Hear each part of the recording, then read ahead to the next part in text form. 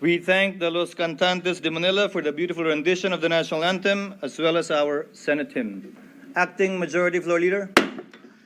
Mr. President, we are in receipt of the NBOC Resolution number 08-225 from the Commission on Elections as the National Board of Canvassers for Senators and Party List Representatives in the elections held on May 12, 2025. I move that the resolution be read into record and request the Secretary to read only the COMELEC NBOC Resolutions Resolving Clause. Is there any objection?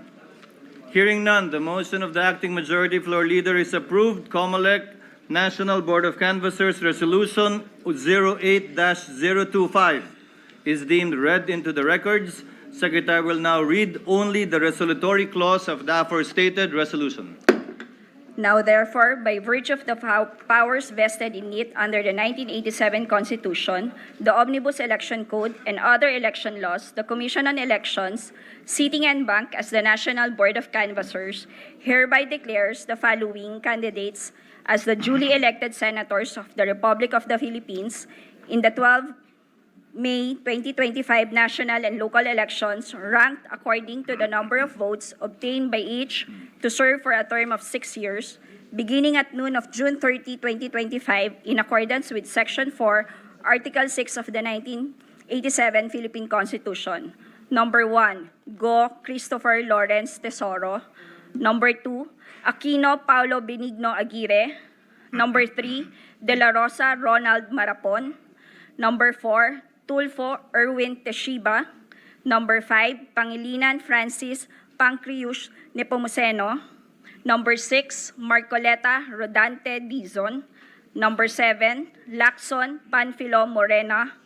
Number 8, Soto Vicente III Castelo. Number 9, Cayetano Pilar Juliana Shram. Number 10, Villar Camille Aguilar. Number 11, Lapid Manuel Mercado. Number 12, Marcos Maria Imelda Romualdez. So ordered. Signed, George Erwin M. Garcia, Chairman, Commissioners Ferilino, Commissioner Bulay, Commissioner Maceda Jr., Commissioner Celis, Commissioner Casingal, and Commissioner Pipo. Thank you. We shall now proceed with the formal oath taking. What is the pleasure of Senator Pangilinan? Mr. President, before we proceed with the formal oath taking, I just wish to place on record that my second name is Pancratius, not Pancreus. For the record, Mr. President.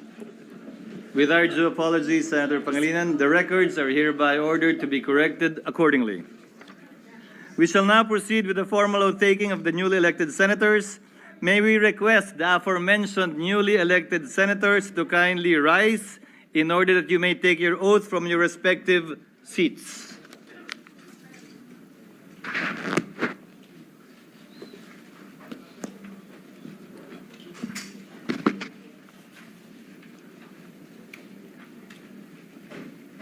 Please raise your hand and repeat after me. I, please state your name. Having been elected to the position of Senator, do hereby solemnly swear that I will well and faithfully discharge, to the best of my ability, the duties of my present position and of all others I may hereafter hold under the Republic of the Philippines, that I will support and defend the Constitution of the Philippines, that I will obey the laws, legal orders, and decrees promulgated by the duly constituted authorities, and maintain true faith and allegiance to the Republic of the Philippines, and that I impose this obligation upon myself voluntarily, without mental reservation or purpose of evasion. So help me God. Congratulations.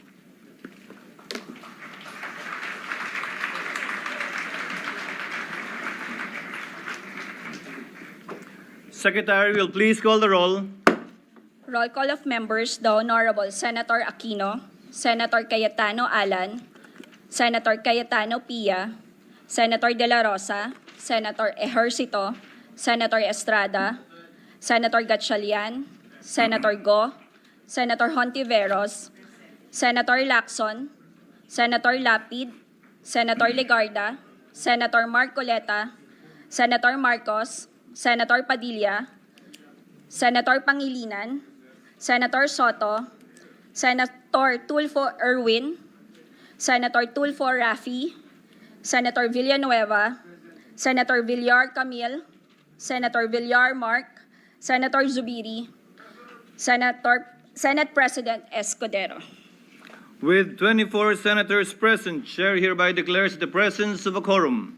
Majority Leader, Mr. President, I move that we suspend the session. any objection? Hearing none, session is suspended. Election of the President of the Senate. Is there any objection? There being none, we will now proceed with the election of the President of the Senate. Mr. President, I move that Senator Villanueva be recognized for the nomination. Senator Joel Villanueva is recognized. Thank you very much, Mr. President. Thank you, Acting Majority Leader. Mr. President, esteemed colleagues, throughout the years, many extraordinary senators have graced this august chamber. With so many courageous, passionate, and committed public servants in this chamber, it is incredibly difficult, if not impossible, to leave a legacy that truly stands apart. But in our long history as an institution, I dare say that Senator Francis Chis Escudero is characterized among those who have left an indelible mark. Our relationship with Senator Escudero dates back during our glory days in the lower house of Congress. At the young age of 28, he rose to represent the District of Sorsogon with distinction, matching and even surpassing the caliber of more seasoned and veteran lawmakers, serving as Deputy Majority Leader and eventually as our Minority Leader. Nung ako po'y isang bagitong kongresista noong 12th Congress, ako po'y tambay doon sa Majority Leader's office. Noong pong 13th Congress, tambayan ko naman ang Minority Leader's office sa basement ng North Wing Building sa Kamara de Representantes. Hindi po dahil gusto ko yung amoy ng sigarilyo, kundi dahil parang classroom po na doon ay merong profesor na nagtuturo sa iyo. Tuwing lalabas po ako sa North Wing basement, ganado po ako palagi. Or to say the least, palagi po akong inspired at confident. During those years, Mr. President, I saw Senator Escudero's deep respect for law, his brilliance as a lawyer, his charisma as a leader, and eloquence as a speaker. Hindi na po siya nagsisigarilyo ngayon. Mr. President, they say some people bring out the best in us. For me, that person is Senator Chis. He doesn't just fan the flames, he ignites the fire. Here in the Senate, Senator Escudero has established a legacy that leads with courage, clarity, and an unwavering commitment to public service. In committee work, he has been known to cut through the noise and focus on solutions. Whether in bill and budget deliberations or oversight hearings, his grasp of detail and sense of justice remain uncompromising, Mr. President. Although he assumed the Senate presidency midstream, Senator Escudero did not settle for less. And numbers don't lie. Under his leadership, a historic 216 laws were passed during the third regular session. This is a proof of his outcome-focused mindset and ability to sometimes micromanage. But the opinion of the Filipino people about the Senate is also an important measure. According to the latest Pulse Asia survey in June, more than half, or 53% of those surveyed, are satisfied with the Senate's performance, an 8 percentage point increase from 45% in March of 2024. When challenges come, Senator Escudero stands firm, facing them with political maturity and discernment. He even patiently answers endless, repeated questions from our friends from the media, even from his critics, not to grandstand, but to enlighten. During a time when our institution was under attack because of conflicting views on impeachment, he stood his ground and guided the Senate in the right direction. Napakarami pong sinalag ni Senator Escudero para protektahan ang ating minamahal na Senado. Hindi po madaling harapin, Ginoong Pangulo, ang mga mapanghusgang mga komento, masasakit na mga batikos ng ilang mga kritiko, at minsan mga below the belt na pag-aatake, lalo na po sa social media. Pero hinarap niya po ito ng may tapang, subalit sa paraang mahinahon, matalino at marespeto. At sa inilabas po na desisyon ng Korte Suprema tungkol sa impeachment, ang tanong, Ginoong Pangulo, hindi pa po ba klaro na tama ang landas kung saan dinala ni Senator Escudero ang buong Senado?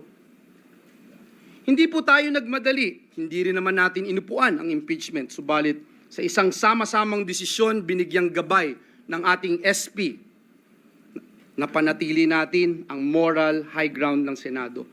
Sa ganito pong mga pagkakataon ko po nadama ang lubos na pagmamalaki sa ating institusyon, Ginoong Pangulo, at maging lalong proud bilang miyembro ng Senado ang makagawa ng tamang desisyon para sa ating mga kababayan. In all humility, Mr. President, I can say that when Senator Escudero ran for Vice President in 2016, I could not support him. Because we belong to different parties, Mr. President. When he aimed for Senate presidency, I did not support him then either. Aaminin ko po, Mr. President, wala pong direktang suporta na nakuha sa akin si Senator Escudero sa mga nakaraang laban niya sa politika. So bakit po si Senator Chis Escudero? Dahil bukod po sa hindi nawala ang tiwala niya sa atin, hindi po niya tayo nakalimutang i-mentor, i-challenge, i-inspire. He truly brings out the best in us. Higit sa lahat, klaro po ang mga gusto niyang ma-accomplish. Sa kabila po ng ingay sa politika, ang gusto lang po niya ay work, work, work, work. I join his cause and I believe Senator Chis can bring out the very best in the Senate this 20th Congress. Therefore, Mr. President, I nominate the good gentleman from Sorsogon, Senator Francis Chis Escudero, as our Senate President. Thank you and may God bless us all. Thank you, Senator Joel Villanueva, the Acting Majority Leader. Yes, Mr. President, I ask that Senator Gatchalian be recognized for his seconding nomination. Senator Sherwin Gatchalian is recognized. Maraming salamat. Magandang umaga po sa lahat. Noong 19 Congress po, nagkaroon po ako ng pagkakataon at oportunidad na makatrabaho po si Senate President Chis Escudero. At bilang chairman po ng Senate Committee on Ways and Means, ang aming trabaho ay gumawa ng batas para makahanap ng bagong sources of revenue.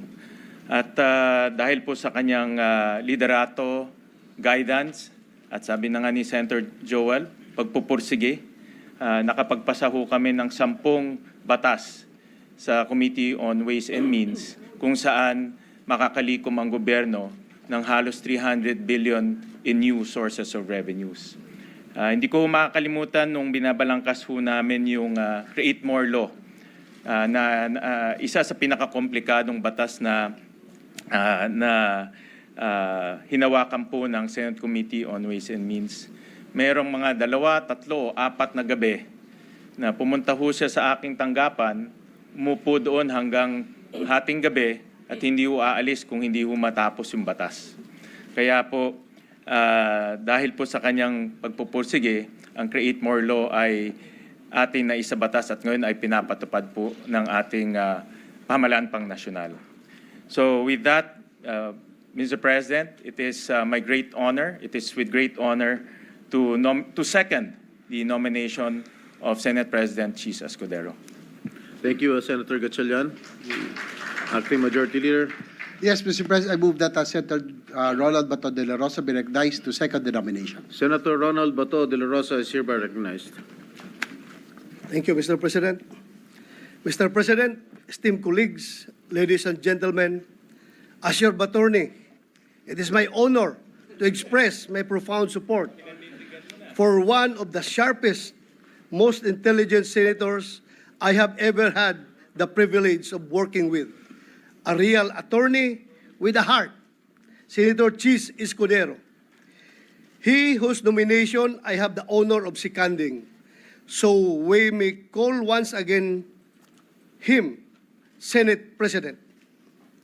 I admit that I started as a reluctant supporter of our Senate President, caught up in the whirlwind of events at the time. I gave the kind of support that was almost synonymous with surrender, with raised hands and tear-stained eyes, as if to say, wala na rin akong magagawa. But in the last few months of the 19th Congress, he showed us how his steady hand and calm voice shielded the Senate from anything that gets in the way of our sworn duty to the people, from any threat to our mandate. Whether or not it is a coincidence that escudero means shield bearer, I do not know. But of this, I am sure, Senator Cheese has more than lived up to his name, safeguarding the Senate. In Senate President Escudero, we find exactly a leader who stands firmly at the forefront, ensuring that amid political fires, the Senate remains to be a body of still water that runs deep, reflective of the views and interests of the people. However, unlike a cold metal shield, his leadership warms our heart. With his almost transcendental adeptness, he comes up with a compassionate solution that works for all parties, especially for the Filipino people. And now, as I offer my support, once again, it is no longer an act of defeat or surrender. No longer to say, wala akong magagawa. Instead, it is one of conviction. We are making the right decision. The shield-bearer leader with a heart is the right choice. Maraming salamat, Mr. President, and I look forward to all that we shall accomplish in the 20th Congress. Thank you, Senator Bato de la Rosa, the acting majority leader. Yes, Mr. President, I move that Senator Raffy Tulfo be recognized to second the nomination. Senator Raffy Tulfo is hereby recognized. Thank you, Mr. President. My dear colleagues, today I rise not just to nominate a leader, but to honor a legacy of service and unwavering commitment to the Filipino people. I proudly support the nomination of Senator Francis Cheese Escudero. More than anything, his experience and record in public service speaks for itself. From his early days as one of the youngest lawmakers in Congress to his role as Senate President during the 20th Congress, Senator Escudero has consistently championed legislation that uplifts lives. Under his leadership, the Senate passed key measures that strengthen our sovereignty, boost our economy, and protect our most vulnerable. But beyond the bills and titles, Senator Escudero brings leadership with heart. Matibay na puso ang kailangan upang pagtagpuin ang 23 magkakaiba na opinyon dito sa Senado at ibalanse ang mga ito sa direksyon na nais tahakin ng ehekutibo. He may have faced criticism for some decision taken as Senate President, but he made sure that those decisions were backed by sound reason and solid legal basis. As a leader, he was able to handle 23 hard-headed and strong-willed individuals with 23 different advocacies and opinions. Kaya naman, malaki ng respeto ko sa trabaho ng isang Senate President. So today, with full confidence in his ability to lead, to listen, and to deliver, I nominate Senator Francis Cheese Escudero because our nation deserves nothing less. Thank you. Thank you, Senator Raffy Tulfo. Majority Leader. Yes, Mr. President, I move that Senator Juan Miguel Zubiri be recognized for his nomination. Senator Juan Miguel Mig Zubiri is hereby recognized. Thank you very much, Mr. President. Akala ko mali din yung pangalan ko. You read it right. Dear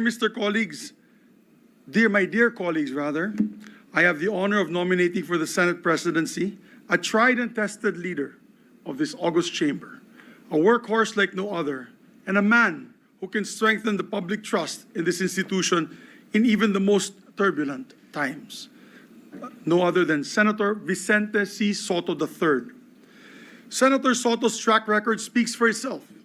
He's a veteran among veterans, beginning his career in public service as Vice Mayor of Quezon City in 1998, during which time he established the Vice Mayor's League of the Philippines, and by 1992, he began his first term in the Senate.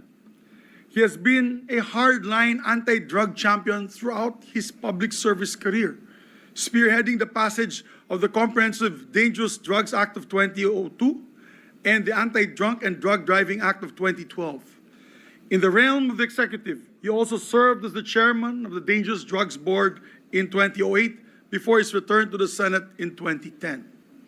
Other notable laws to his name are the Juvenile Justice and Welfare Council Act, the Children's Emergency Relief and Protection Act, the National Athletes Coach and Trainers Benefits and Incentives Act, and the Motorcycle Crime Prevention Act, as well as the Bayanihan to Heal As One Act and the Doktor Para sa Bayan Act. Throughout his 24 years in the Senate, as a testament to his great skill as a leader and a consensus builder, he has gained the trust of various sets of senators to serve as Majority Leader, as Deputy Minority Leader, and ultimately as Senate President. Having served in various leadership roles in the Senate, Senator Soto perhaps has developed a deep understanding of our rules and traditions, and more importantly, the gravity of upholding them. He does not just know our rules inside out, he also knows what chaos and instability will ensue if we fail to honor them. The Senate stands for more than just a legislative function. It stands for the very best of our nation's democratic ideals. And as Senate President, Senator Soto was a traditionalist in the very best sense of the word, protecting the Senate's stand and legacy as a nation's last bastion of democracy.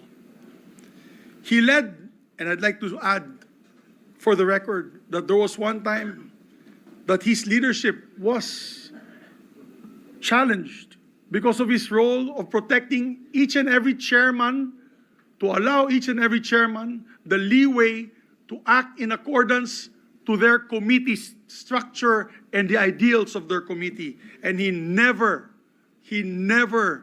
meddled with these traditions of the Senate. No. As a traditionalist, he's protecting always the Senate's standing and legacy as the nation's last bastion of democracy. He led with fairness and transparency and led as primus inter pares, first among equals. Walang linalamangan, ika nga. Under his leadership, the Senate had a healthy spirit and exchange of debates between the members. But also a spirit of unity that inspired trust and confidence in the Filipino people. As his majority leader during his term as Senate President, I have seen firsthand his commitment to this institution and how he led by example. For instance, he was always present and on time, walang absent. If there's anyone in this institution that claimed the perfect attendance, it is him as well since the start of his legislative career, together with myself since 1998. I guess with him it's 1992. To show his commitment to the institution as a legislator, he led definitely by example. For instance, even during the time of COVID, we were all online, Mr. President. All of us were online. I was in Cagayan de Oro as Majority Leader because there was a lockdown. Senator Soto, Mr. President, was present all the time in the session floor, in the exact podium where the presiding officer is sitting right now. To be able to open session, even at an elder age, he was a senior citizen. He was not afraid to come to the Senate and to start the sessions in that podium, Your Honors.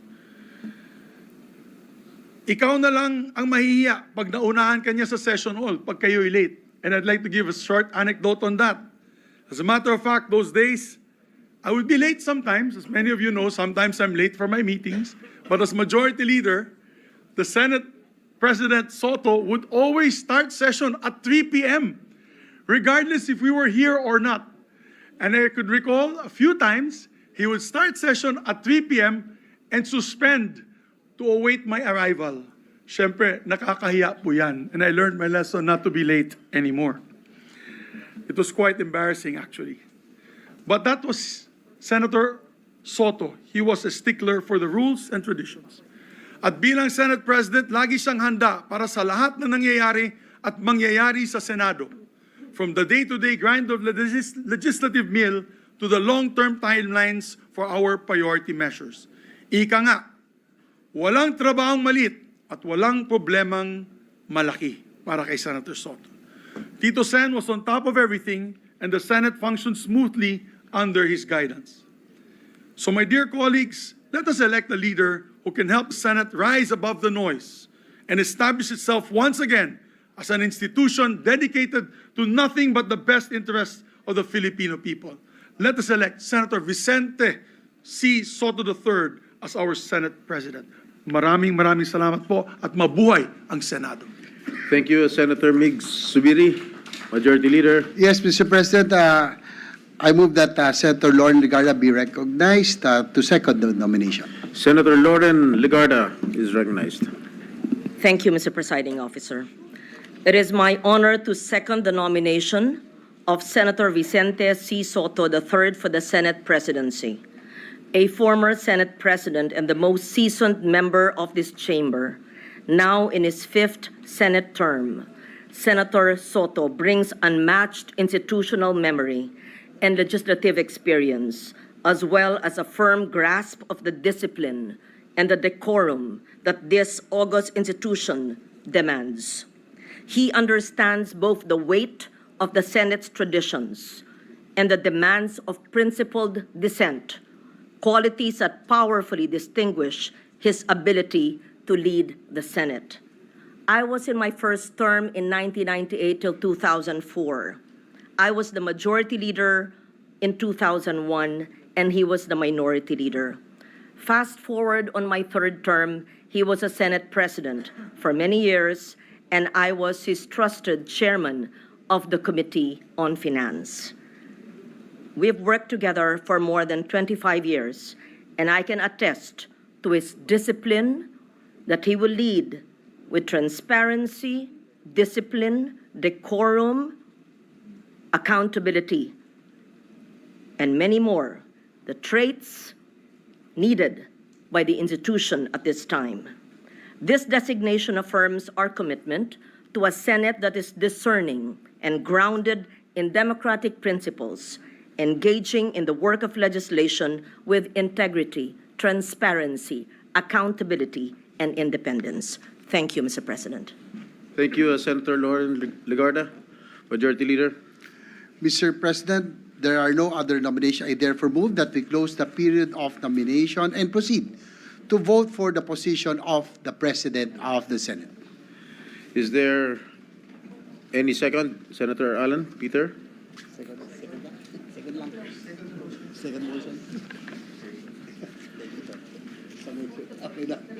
Is there any objection?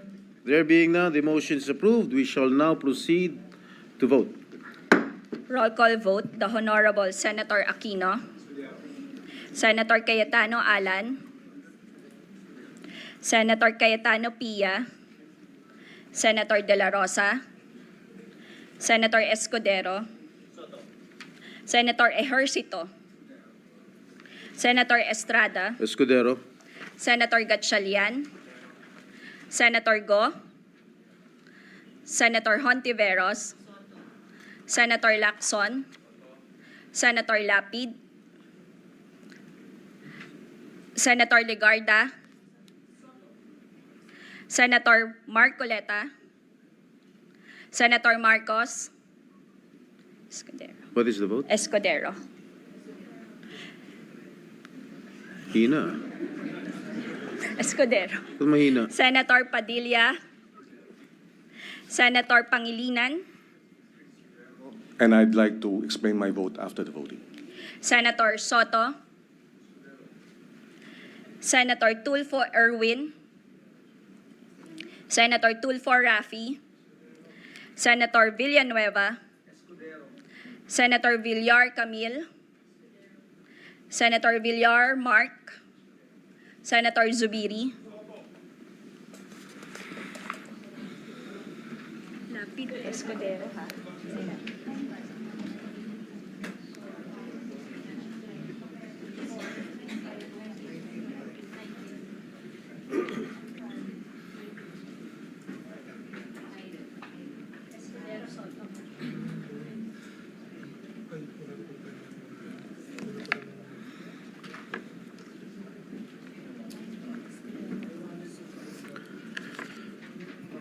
There are 19 votes in favor of Senator Francis Chis Escudero and 5 votes in favor of Senator Vicente Soto. Senator Francis Chis Escudero is therefore elected President of the Senate. Senator Francis Pangilinan. Thank you, Mr. President. Congratulations to Senate President Escudero, maybe. Mr. President, fellow senators, please allow me to explain my vote. Please proceed. In the last 2025 elections, despite what critics said was a campaign headed for defeat, we defied the odds and pulled off a come-from-behind win and landed in the top 5. Starved of much-needed resources, our ragtag team of mostly volunteers fought tooth and nail, tao sa tao, mano a mano, house to house, SOCMED account by SOCMED account. It was a bruising, hard-fought victory, and we campaigned daily for over 6 months throughout the country under one banner. Pababain ang presyo ng bigas at pagkain, palakasin ang hanay ng magsasaka, mangingisda at agrikultura. It is a banner I know well. For over 15 years now, I have carried it in the legislative branch as chairperson of the Agriculture Committee from 2010 to 2013, and then again from 2016 to 2017. In 2014 and 2015, I carried it more forcefully in the Executive Department as Food Security Secretary, heading the critical agencies such as, and namely, National Food Authority, National Irrigation Administration, Philippine Coconut Authority, and the Fertilizer and Pesticide Authority. In a period of just 1 year during our stint, with the full backing of former President Aquino, we won a major battle for the Filipino people. Panalo ang kababayan natin dahil natigil natin ang pagtaas ng presyo ng bigas at napababa pa ito ng hanggang 3 piso kada kilo sa loob lamang ng 1 taon. From 2014 to 2015, we brought down rice inflation nationwide from 15% to 0.8%, running after smugglers, hoarders, cleansing the bureaucracy and corruption in the NFA rice supply management, among others, that led to a savings of 7 billion pesos of government rice imports. By September 2015, we effectively managed rice prices, and nationwide inflation was at its lowest in 20 years. Kaya kung maalala natin ng ating mga kababayan, noong mga panahon na yun, maraming nabibili ang 500 piso at 1,000 piso sa palengke. Pinakamababang inflation. It is in this context that my decision to align with the majority and with the support of the majority of our colleagues secure the chairmanship of the Senate Agriculture Committee.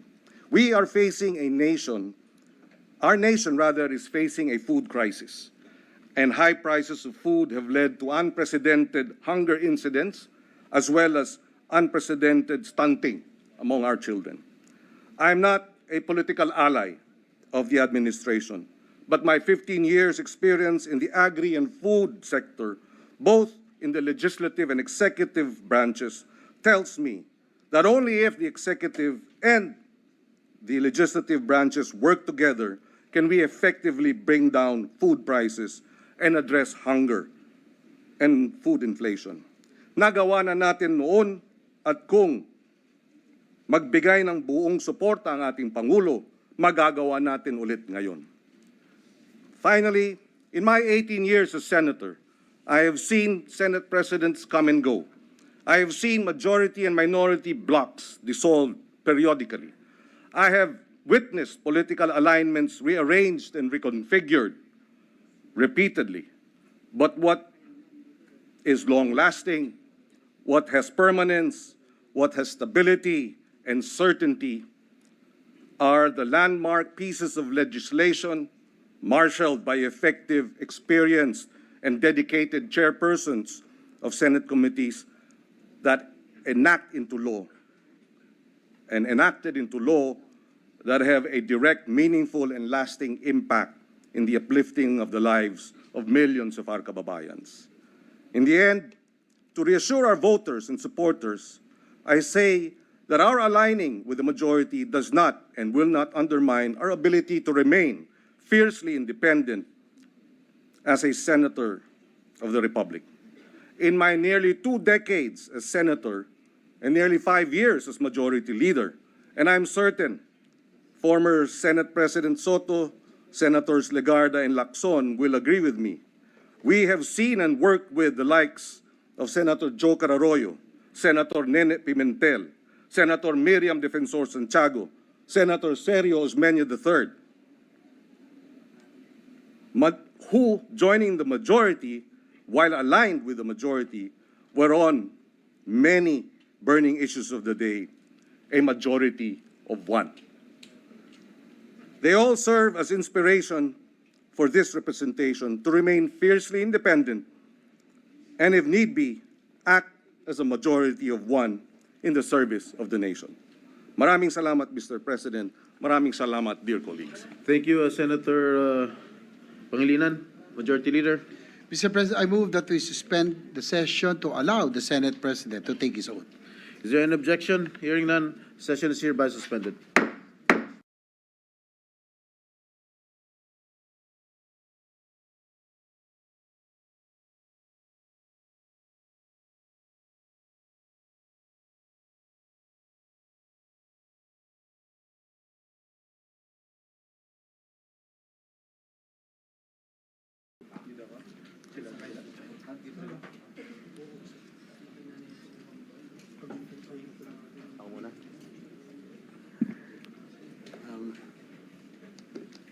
Majority Leader.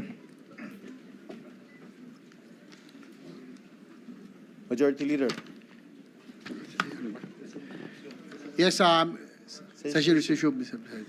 Session is resumed. We shall now proceed with the oath-taking. Considering the solemnity of the occasion, may we ask the members of the Senate and our guests to please stand.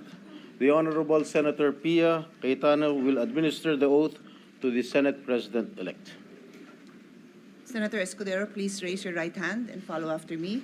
I state your name. I, Francis Cheese G. Escudero, Having been elected to the position of, having been elected to the position of Senate President, do hereby solemnly swear do hereby solemnly swear that I will well and faithfully discharge, that I will well and faithfully discharge, to the best of my ability, to the best of my ability, the duties of my present position, the duties of my present position, and of all other I may hereafter and of all others I may hereafter hold under the Republic of the Philippines, hold under the Republic of the Philippines, that I will support that I will support and defend the Constitution of the Philippines, and defend the Constitution of the Philippines, that I will obey the laws, that I will obey the laws, legal orders and decrees legal orders and decrees promulgated by the duly constituted authorities, promulgated by the duly constituted authorities, and maintain true faith and allegiance and maintain true faith and allegiance to the Republic of the Philippines, to the Republic of the Philippines, and that I impose this obligation upon myself voluntarily and that I impose this obligation upon myself voluntarily, without mental reservation or purpose of evasion. without mental reservation or purpose of evasion. So help me God. So help me God.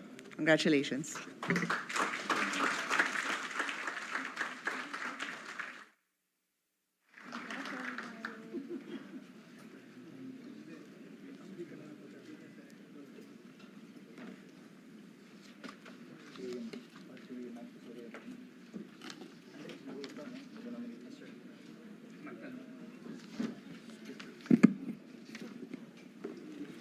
Majority Floor Leader. Mr. President, the Senate will now elect the Senate President pro tempore. May I ask this Senator Ronald Bato de la Rosa be recognized to make the nomination. Senator Bato de la Rosa is recognized for his nominating speech. You may proceed, sir. Thank you, Mr. President. It has been said time and again that when it comes to politics, there are no permanent friends, no permanent enemies, only permanent interests. But, Mr. President, the man I have the honor to nominate for the position of Senate President pro tempore proudly stands as a challenge to that statement. My friend, Senator Jinggoy Estrada. Mr. President, I am not nominating him for the position out of friendship alone. He has proven himself more than capable of leading this institution as its second highest official.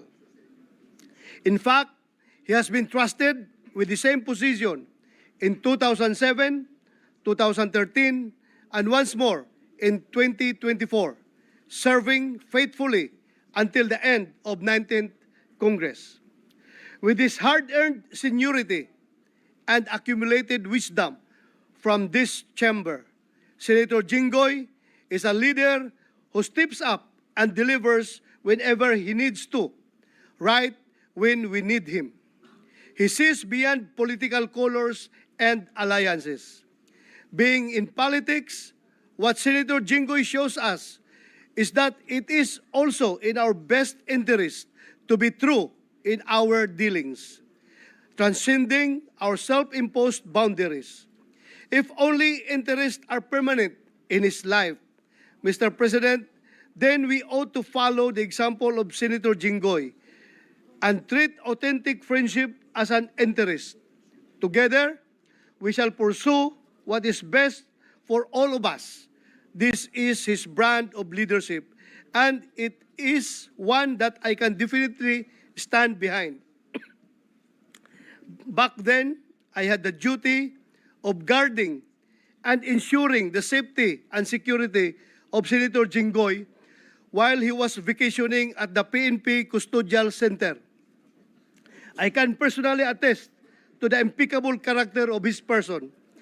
Wherever chamber he may be in, his body may have been imprisoned, but his ideas and aspirations for the poor remained free. Sorry. Paulit-ulit, lagit-lagi, kagaya ni Pangulong Irap, para sa masa, para sa mahirap. As he himself puts it, he is indeed a man of conviction. It is therefore my honor, Mr. President, to nominate, to once again be our Senate President pro tempore, Senator Jinggoy Estrada. Majority Floor Leader. Mr. President, there are no other nominations. I therefore move that the period of nominations be closed for the position of Senate President pro tempore. Any objection to the motion?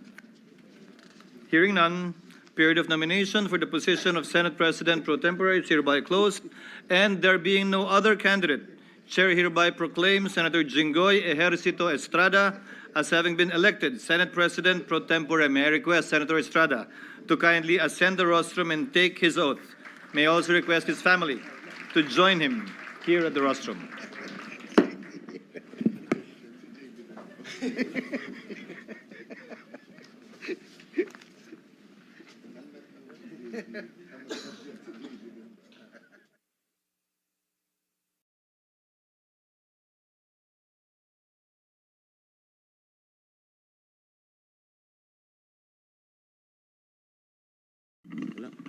Mr. President, may I request my kid brother to witness my oath taking? Join his brother.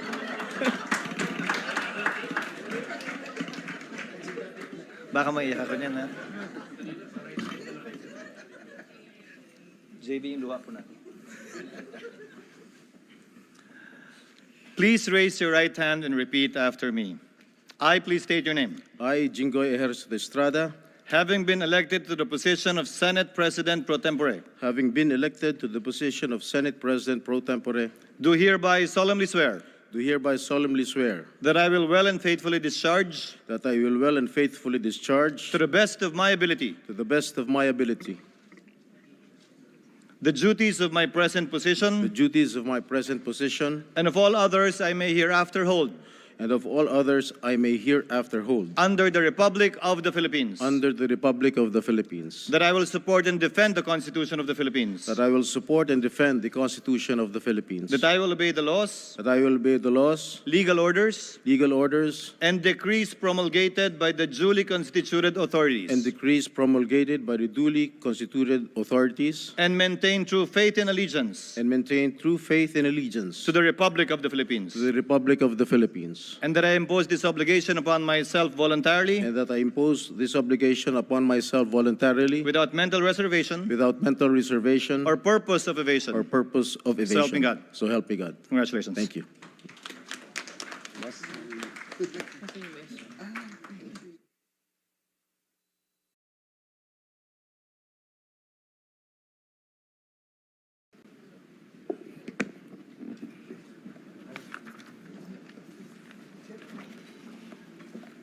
Majority Floor Leader.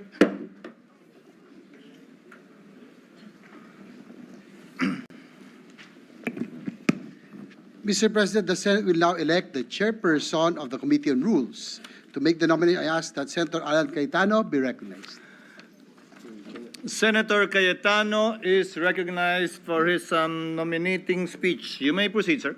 Mr. President, I'd like to thank God and thank our colleagues for this opportunity to nominate a man who, to many of us, is an untamed brother. When we agree with him 101%. When we disagree with him in a manner that brothers fiercely disagree. But one thing we can say is that he is always there for us. He is always in the session hall. He loves the work of building consensus. He wants the right laws to be passed. He wants to protect this nation. His record speaks for itself, Mr. President.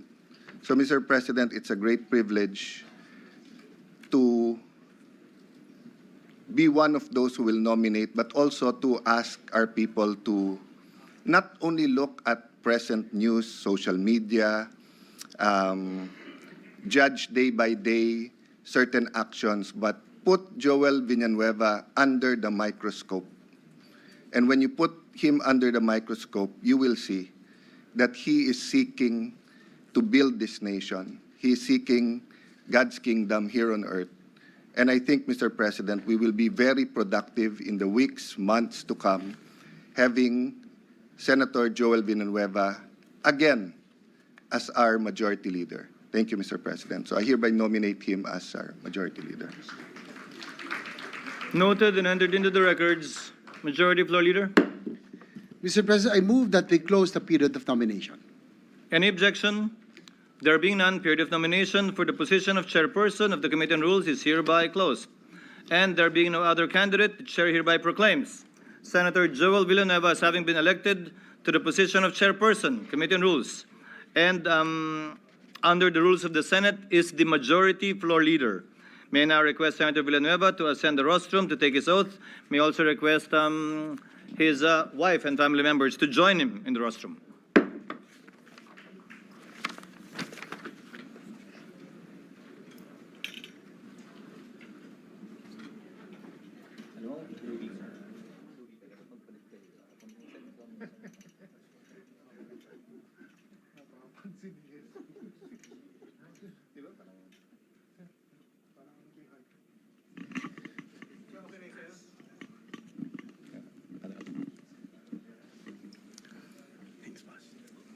Please raise your right hand and repeat after me.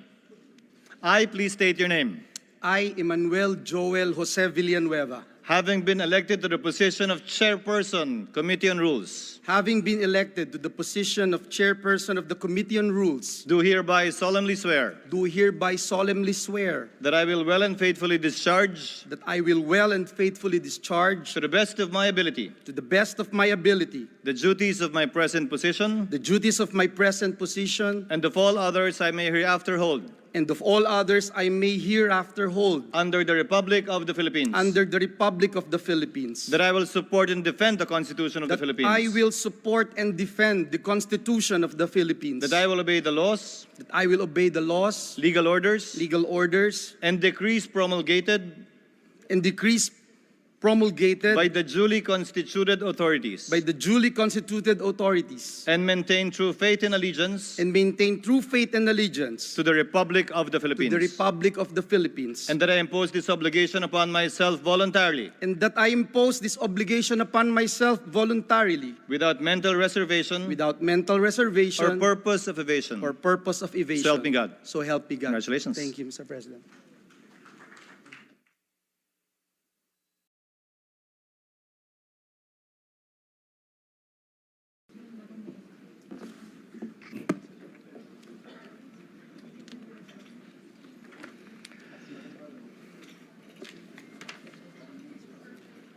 Majority Floor Leader.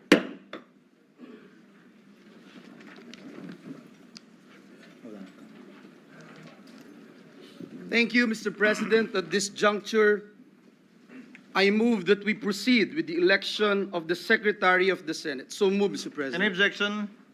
Hearing none, motion is approved.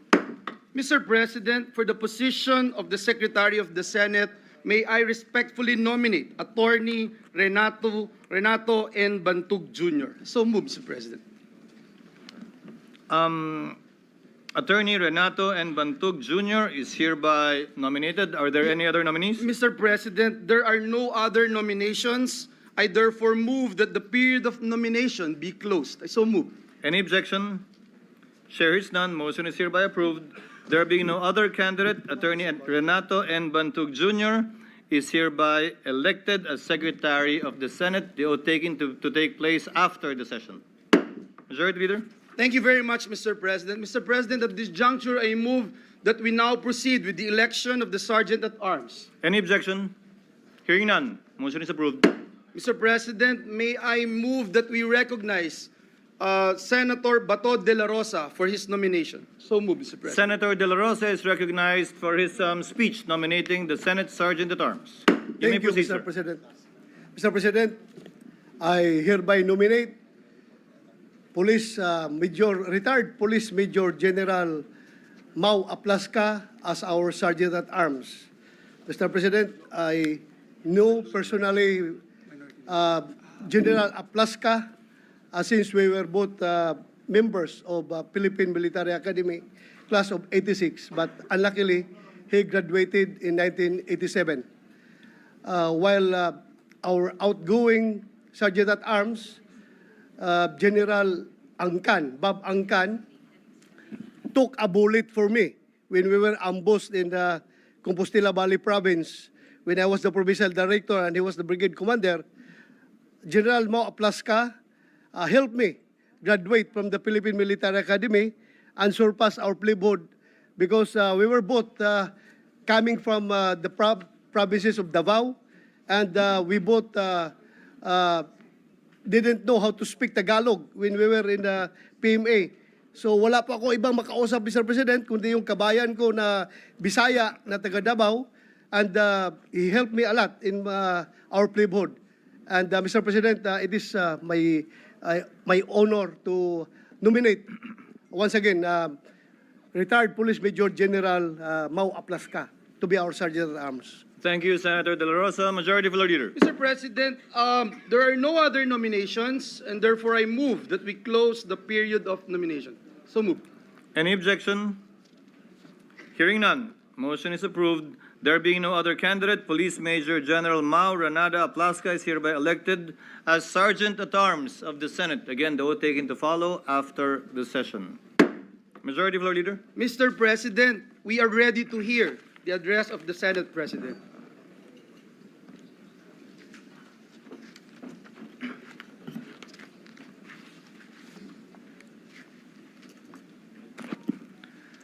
Bago ako magsimula, nais ko magpasalamat sa aking mga kasamahan sa patuloy po ninyong paniniwala at pagtitiwala. Esteemed members of the Diplomatic Corps, members of the Cabinet, my dear colleagues in the Senate, both past and present, my fellow workers in government, mga minamahal kong kababayan, Diyos marhay na aga sa Saindo Gabos, good morning.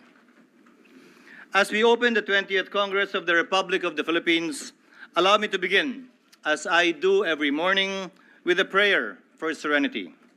If you're familiar with it, kindly bear with me. Lord, grant us the serenity to accept with patience the things we cannot change. Grant us the courage to change the things that we can, and most importantly, grant us the wisdom to know the difference.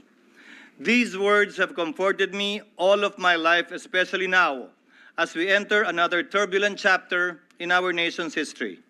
These words also offer clarity in times of confusion and calm in moments of crisis. Of late, there seems to be no shortage of either. It seems our days are full of contention and conflict, issues that divide, politics that polarize, and partisanship that distracts us from our work. Some will say we are a divided nation, and that this is reflected even in our chamber. To this I say, in a democracy, disagreement is not division, and that debate is not synonymous with dysfunction. On the contrary, I believe that disagreements, debates, and disputes are evidence that our democracy is alive and well. For as history has shown us, democracy does not wither from too much debate. Rather, it dies from too little. In our line of work, we should not and cannot take things personally, especially in the age of social media, where every citizen has a platform in the palm of his or her hands. We should not and cannot respond to every comment. We should rise above any anger, resentment, and bitterness we may have. We should move on. We should move forward, and we must continue to do our job. We are here to serve our people, guided by our conscience, driven by our conviction, and emboldened by courage. We should not and cannot bow to a mob. We will not be cowed by the shrillest of voices. We will stand up for what is right, what is just, and what is consistent with the rule of law and our Constitution. That we disagree does not mean that you are right and I am wrong, or that I am right and you are wrong. After all, nobody has a monopoly of good ideas, intentions, and plans for our country, nor does anyone have a monopoly for love of our country. Just because I am not on your side does not necessarily mean I am on the wrong side. Let history be the judge of that, for hindsight is always 20/20. We are the nation's conscience, and it's the final check of abuse and tyranny of the so-called majority at times, unyielding to threats, unmoved by noise, and unafraid to say no if it is the right thing to do. And let me make one more thing clear, though. Yes, I may hold the gavel. I may preside over sessions, issue orders, and signal the start and end of debates. But this Senate is not mine alone to lead. The direction we will take will never be determined by a single hand, much less my hand, but by 24 heads, each with a mandate, each with a mind, each with a voice that matters. This is a collective body, and its strength lies in the balance, not in the banging of that gavel. While we come from different provinces, parties, and pasts, I have no doubt this Senate shall prevail despite the issues that have come to divide us. We have overcome them before, and we shall overcome these again. Throughout history, humanity has thrived on the rich tapestry of diverse perspectives, each contributing a unique thread to the fabric of our society. It is this mosaic of voices that brings innovation, progress, and understanding. No one perspective holds all the answers, and it is precisely in our differences that we should find strength. We must cherish diversity of thought and approach it with humility. We are part of an ever-evolving conversation where every voice should matter, where dialogue leads to discovery, and where disagreement can be just a stepping stone to deeper comprehension. Let us open our minds, listen actively, and learn from one another. Ang mga pagkakaiba po natin ay hindi sagabal. Bagkos ito ang nagbibigay saysay sa ating mga deliberasyon.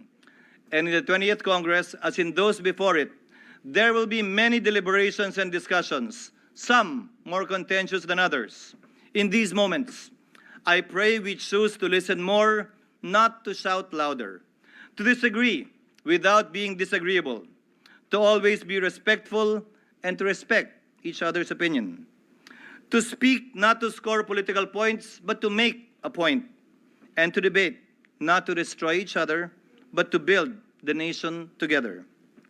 At the end of the day, we must work together to find common ground and common cause, to find common solutions to our common problems. Hiling at panawagan ko po sa aking mga kapwa senador, magtrabaho po tayo sa kabila ng ingay ng politika sa ating kapaligiran. Dahil lahat tayo ay nasa isang bangka lamang, at isang direksyon lamang ang ating tinatahak. Tungo sana sa pagkamit ng mga pangarap, hangarin, mithin at layunin ng ating mga kababayan. Every day, the Filipino people look to the Senate to come up with solutions that will improve their lives, address their needs, and bring their aspirations within reach. First, to put food on their tables, roofs on their heads, and sufficient paychecks in their pockets. To lower the cost of living so that each family may live comfortably and humanely. To open doors of opportunity, providing meaningful jobs and support to small businesses. To support the farmers who feed our people yet cannot feed their own. To write a national syllabus that will truly educate our children and prepare them for the future. To provide a healthcare system that treats the sick without bankrupting their families. To install a safety net for those who fall through the cracks and enable them to rise again. To safeguard our streets from the influence of drugs and crime, protect our rights, and ensure that justice is accessible and served swiftly and fairly for all. To defend our borders, secure our seas, and uphold our sovereignty while maintaining cordial relations with other nations. To protect our environment, adapt to climate change, and shield our people from the ravages of natural disasters. To fight graft and corruption, restore dignity and efficiency in public service, and reform our politics. And, last but not the least, to lay the foundations, both physical and legal, that will ensure that every Filipino partakes in the bounty of development. Ultimately, every act we take, every law we make, must pass a single test. Makakatulong ba ito sa ordinaryong Pilipino? This is our duty. This is our mandate. At inuulit ko po, magtrabaho tayo. My dear colleagues, noong nagdaang halalan, iba't ibang kulay ang dinala natin. Pula, asul, dilaw, berde, puti, kahel o rosas. But as we all know, the elections are over and the last ballot has been counted.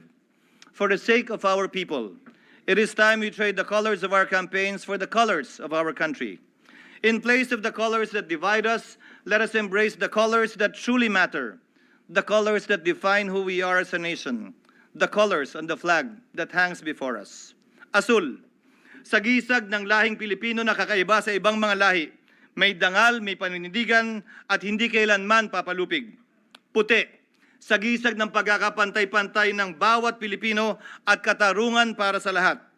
Dilaw na araw at mga bituin, sumasagisag sa mga mataas na mithiin, hangarin at layunin ng ating mga kababayan at pag-asa na dala ng bawat bukas. Pula, sagisag sa ating kahandaang hindi lamang mamatay, kung kinakailangan lumaban at pumatay, alang-alang sa kalayaan at kasarinlan ng ating bayan. Our flag has endured war and occupation, dictatorship and disaster, revolution and crisis, and still it continues to fly in the hearts and minds of our people. It stands before us now, not as a mere symbol, but a solemn reminder of the country that we serve, the people we represent, and the duty we have sworn to fulfill. Isa siyang paalala, hindi tayo nandito para sa sarili nating interes o interes ng isang partido o individual. Isa po siyang paalala na nandito tayo para maglingkod, buong dangal, buong puso, at buong katapatan para sa ating minamahal na inang bayan. Let us carry out this collective duty with humility, integrity, and purpose as we begin this new chapter of the Senate together. Isa pong malaking karangalan para sa akin ang makausap po kayo sa umagang ito at manilbihang muli bilang tagapangulo ng Senado sa okasyon ng pagbubukas ng ika-20 Kongreso. Sa muli po, magandang umaga at naway pagpalain po ng Diyos ang ating bansa at ang sambayanang Pilipino. Maraming salamat po.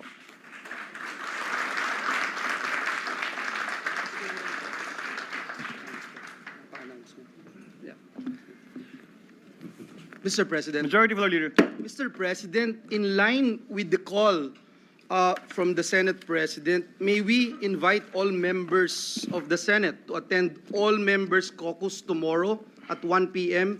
in the Senate President's office. Just to put that on record, Mr. President. Mr. President, at this juncture, may I move that we recognize the distinguished gentleman from Bukidnon, Senator Mig Zubiri, who is seeking the floor. What is the pleasure of the Honorable Zubiri? Thank you very much, Mr. President. Mr. President, we'd just like to manifest on those who dissented on the election of the Senate President that we would like to nominate for our minority floor leader no other than Senator Vicente Soto III, just for the record. Thank you, Mr. President. Noted and entered into the records. Senator, what is the pleasure of Senator Soto? Mr. President, thank you. I'd like to thank my Majority Leader and former Senate President, Mig Zubiri, for that. I have been a good soldier of this august body since 1992. And I am always honored by any position entrusted to me by my esteemed colleagues. So I pledge to perform the duties and responsibilities of being the Minority Leader. And just for the record, a reminder to all of us, Proverbs 3, verse 6. In everything you do, put God first, and He will direct you and crown your efforts with success. Thank you, and congratulations, Mr. President. Thank you, Senator Soto, and we look forward to engaging and working actively with the minority of this chamber. What is the pleasure of Senator Pangilinan? Yes, Mr. President, just a parliamentary inquiry. What is the parliamentary inquiry of the Honorable Pangilinan? Yes, Mr. President, we elected the chairman of the Committee on Rules. He went up the rostrum and took his oath as Majority Leader. Should we not give the same procedure with the Minority Leader? By tradition, the majority and the minority leaders are our officers. By tradition, it's not in our rules. And so perhaps and the tradition, I understand, of having the majority leader take his oath happened maybe two Congresses ago. I mean, to provide, I understand Senator Soto, our minority leader, is declining, but to provide the minority the stature that they deserve. How the majority treats the minority is indicative of how there is parliamentary courtesy. I think it's courtesy to allow the minority leader, should he agree, to likewise take his oath. Senator Soto is recognized. President. Thank you, Mr. President. Thank you very much to my favorite nephew-in-law. I thank you for that. But it grieves my heart to decline because when we elected Senator Frank Drilon as Minority Leader, we didn't ask him to take the oath anymore. So I can take the oath by merely saying that I will perform the duty of a Minority Leader. Thank you. Thank you, Senator Pangilinan. We thank Senator Pangilinan for his suggestion. Likewise, we thank the magnanimity of Senator Soto. But for the record, Senator Soto is correct. That has never been done before, especially given the fact that the minority leader is selected and not elected. But we can always establish a new tradition should the minority leader agree or any minority leader agree to do so at some future time. Just for the record, Mr. Yes. President, I observe this because not that I was disappointed, But I did not take my oath as majority leader when I was majority leader in 2004. So I suppose, again, traditions form part of our rules, precedents rather form part of our rules, and if that has been the precedent, that the majority leader takes his oath while the minority leader does not, we have no objections, Mr. President. Thank you, Senator Pangilinan. Majority Floor Leader. Yes, we thank Senator Pangilinan and again congratulate our minority leader, our esteemed colleague, our former Senate President, Senator Tito Soto. Mr. President, at this juncture, I move that we adopt proposed Senate Resolution number 1. So move, Mr. President. Any objection? Hearing none, consideration of proposed Senate Resolution number 1 is now in order. Senate Secretary is directed to read the title only of the measure. Resolution informing President Ferdinand Romualdez Marcos Jr. that the Senate has been organized with the election of its officers, and that this body has entered upon the exercise of its functions for the first regular session of the 20th Congress of the Philippines. Majority Floor Leader. Mr. President, I move that we adopt proposed Senate Resolution number 1. Any objection? Hearing none. Motion is approved. Proposed Senate Resolution number 1 is hereby adopted. Mr. President, this juncture, I move that we consider proposed Senate Resolution number 2. So move, Mr. President. Any objection? Hearing none, consideration of the aforementioned resolution is now in order. Senate Secretary is directed to read the title only of the measure. Resolution informing the House of Representatives that the Senate has been organized with the election of its officers, and that this body has entered upon the exercise of its functions for the first regular session of the 20th Congress of the Philippines. Majority Floor Leader. Mr. President, I move that we adopt proposed Senate Resolution number 2. Any objection? Hearing none, proposed Senate resolution is hereby adopted. Mr. President, I move that we consider House Concurrent Resolution number 1. So move, Mr. President. Any objection? Hearing none, consideration of House Concurrent Resolution is now in order. Senate Secretary is directed to read the title only of the measure. Concurrent resolution providing for the Senate and the House of Representatives to hold a joint session to hear the message of the President of the Republic of the Philippines. Mr. President, I move that we adopt House Concurrent Resolution number 1. Any objection? Hearing none, House Concurrent Resolution number 1 is hereby adopted. Majority Leader. Mr. President, I move that we consider Senate Concurrent Resolution number 1. So move, Mr. President. Any objection? Hearing none, motion is approved. Senate Secretary is directed to read the title only of the measure. Concurrent resolution creating a joint committee of the Senate and the House of Representatives to notify the President of the Philippines that the Congress, now convened for its first regular session of the 20th Congress of the Philippines, is ready to hear the State of the Nation address in a joint session of both houses. Mr. President, I move that we adopt Senate Concurrent Resolution number 1. Any objection? Hearing none, Senate Concurrent Resolution number 1 is hereby adopted. Pursuant thereto, Chair hereby appoints the following to the Joint Notification Committee on the part of the Senate, namely, Senators Estrada, Villanueva, Ejercito, Cayetano, Alan, and our distinguished Minority Floor Leader, Senator Soto. So ordered. Majority Leader. Thank you very much, Mr. President. Before we suspend the session, may we request our colleagues to remain at the session hall for the official pictorial. We advise the public not to enter the hall while the pictorial is ongoing. Mr. President, there being no further business, I move that we suspend the session until 4 o'clock this afternoon, at which time we shall reconvene at the session hall of the House of Representatives to hear the State of the Nation address of President Ferdinand Romualdez Marcos Jr. in a joint session of both houses of Congress, and upon its adjournment, the session of the Senate shall be considered adjourned until 3 o'clock in the afternoon of Tuesday, July 29, 2025. So moved, Mr. President. Any objection? Hearing none, the session is suspended until 4 o'clock this afternoon for the joint session of Congress. May the Chair again remind our colleagues to remain on the floor for our traditional picture opportunity, picture taking, and for our respective spouses to kindly remain in the gallery for the photo op as well.